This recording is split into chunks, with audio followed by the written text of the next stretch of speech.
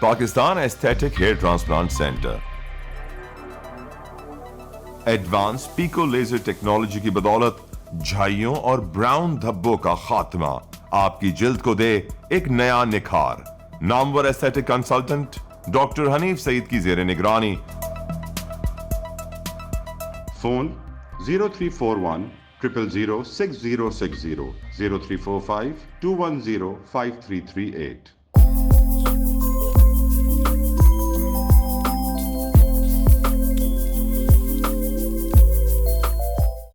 السلام علیکم. Live digital news میں خوش آمدید. آپ نے اب تک ہمارے چینل کو سبسکرائب نہیں کیا ہے تو صحت کی خبروں سے باخبر رہنے کے لیے سبسکرائب اور بیل آئیکن کو پریس کر کے لائک بھی ضرور کر دیں. بسم اللہ الرحمن الرحیم. الصلاة والسلام علیک یا سیدی یا رسول اللہ و خاتم النبیین. میں ہوں آپ کا میزبان سراج الدین امجدی. آپ دیکھ رہے ہیں لائیو ڈیجیٹل نیوز میں ہر پیر کو پیش کیا جانے والا اپنا پسندیدہ پروگرام ہیلتھ ڈائری. اللہ کریم سے امید ہے آپ جہاں بھی ہوں گے بخیر و عافیت ہوں گے. ناظرین کرام، سندھ کی نگراں حکومت کھلونا اور تماشا بنی ہوئی ہے. الیکشن کمیشن بتا رہا ہے کہ میڈیا میں زیر گردش انتخابی شیڈول جعلی ہے. سب سے دلچسپ پہلو، انتخابی دنگل میں اترنے والی اقتدار پرست جماعتیں بھی انتخاب کے بارے میں غیر یقینی کیفیت سے دوچار ہیں، جبکہ عوام پاکستان اور انتخاب کی بنیاد جمہور سندھ سمیت ملک میں بے رحم احتساب کی خوشگوار گھڑیوں کے منتظر ہے.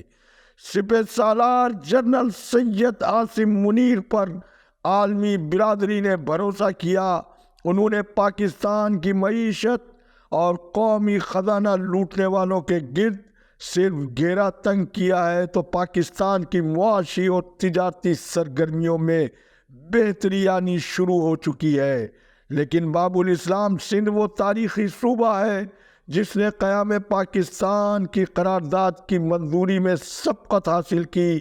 وہیں بعد میں بدقسمتی سے اس صوبے کی قیادت نے ادھر ہم ادھر تم کا نعرہ لگا کر مشرقی پاکستان سے اپنی جماعت کا ایک امیدوار بھی کھڑا نہ کیا، اور بعد میں پاکستان کھپے کا نعرہ لگانے والے نے اس ملک اور صوبہ سندھ کے عوام کے ساتھ کیا ظلم اور ناانصافی کی ہے.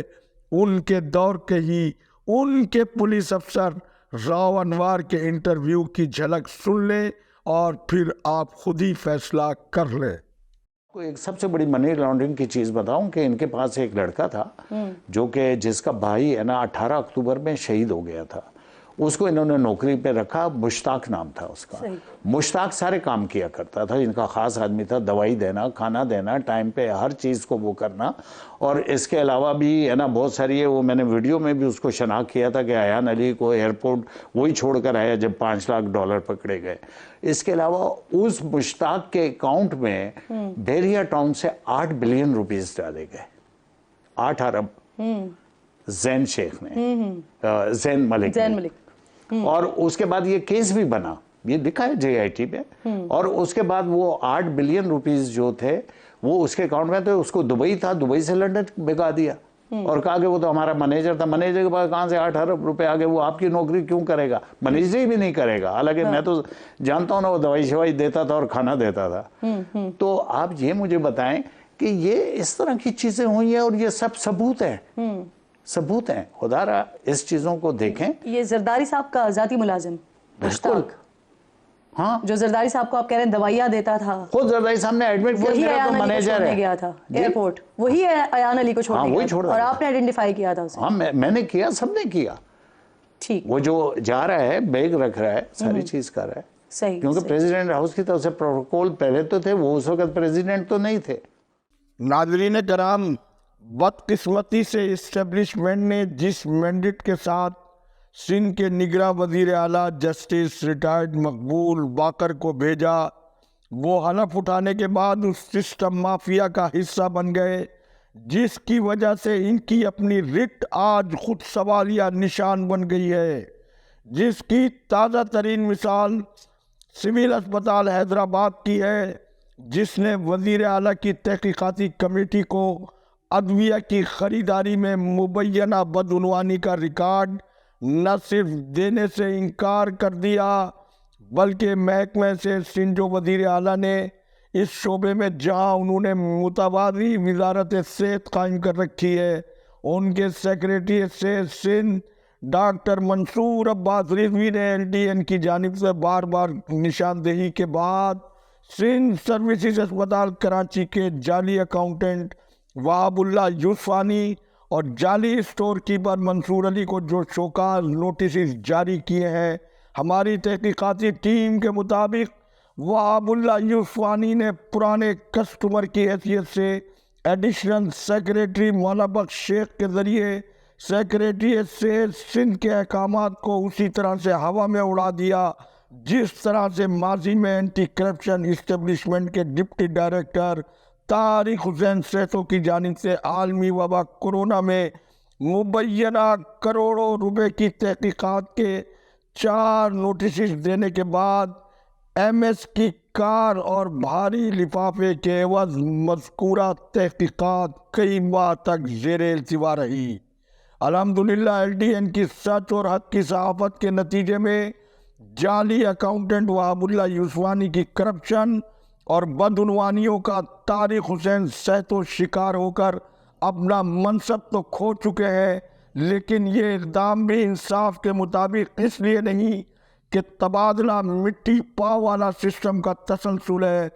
طارق حسین سیتو کے خلاف نہ صرف تحقیقات ہونی چاہیے بلکہ نگراں دور حکومت میں حکومت سندھ کا سروسز ہسپتال جس طرح سے 20 گریڈ کے سینئر MS ڈاکٹر عاشق شیخ کو جعلی اکاؤنٹنٹ وہاب اللہ یوسفانی نے یرغمال بنایا ہوا ہے، وزیر اعلیٰ مقبول باقر اپنی ناک کے نیچے ہونے والی اس بدعنوانی اور سرکاری ملازمین کے حق پر اس کھلے ڈاکے پر تاحال کیوں خاموش ہے، اور وہ سندھ بھر کے اسپتالوں کا دورہ کرنے کے بعد چیف منسٹر ہاؤس سے 5 منٹ کے فاصلے پر اس اسپتال کا دورہ کیوں نہیں کر پا رہے ہیں؟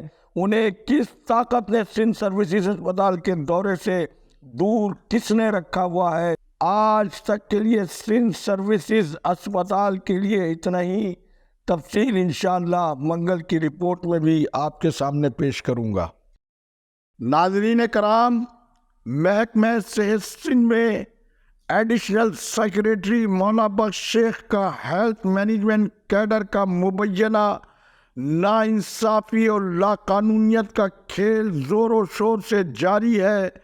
حق تو یہ ہے کہ جنرل کیڈر سے تعلق رکھنے والے ٹاپ 10 20 گریڈ کے افسروں کو قانون قاعدے کے مطابق موجود ہونے کے باوجود DG ہیلتھ سسٹم مافیا کے اشاروں پر خلاف قانون سابقہ DG ہیلتھ ڈاکٹر ارشاد میمن کی سنگین کرپشن اور بدعنوانیوں کو چھپانے کے لیے ڈاکٹر وقار محمود میمن کو DG ہیلتھ بنایا گیا ہے، جس کا ایک دوسرا مقصد یہ بھی بتایا جاتا ہے کہ محکمہ صحت سندھ میں کرپشن کنگ کی شہرت رکھنے والے ایڈیشنل DG ہیلتھ ڈاکٹر پیر غلام حسین، جن کی 17 گریڈ سے 18 گریڈ میں ترقی ڈاکٹر سکندر علی میمن کی لاقانونیت کا ناقابل تردید ثبوت ہے، جبکہ سول ہسپتال حیدرآباد کی انتظامیہ کی جانب سے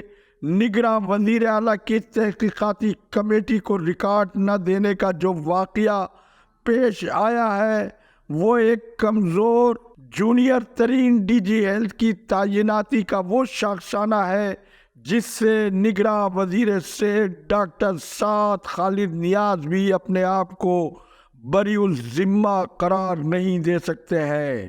آج کی ڈائری کے آخری حصے میں ملک کے سب سے پہلے سرکاری ٹراما سینٹر میں کمپیوٹر کی فنی خرابی یا کچھ اور کی تفصیل کچھ اس طرح سے ہے کہ الیکٹرانک میڈیا اور سندھی اخبارات کی خبروں کے مطابق Benazir Bhutto institute of drama Karachi میں गुज़िश्ता रोज़ अचानक सेंट्रल कंप्यूटर सिस्टम में खराबी के बाइस मरीजों को जिना अस्पताल मुंतकिल करने की खबरों का डीसी साउथ कराची ने नोटिस ले लिया और उनके राब्ता करने पर ट्रामा सेंटर की इंतज़ामिया ने डिप्टी कमिश्नर को फ़नी खराबी ठीक होने की नबीद सुना दी।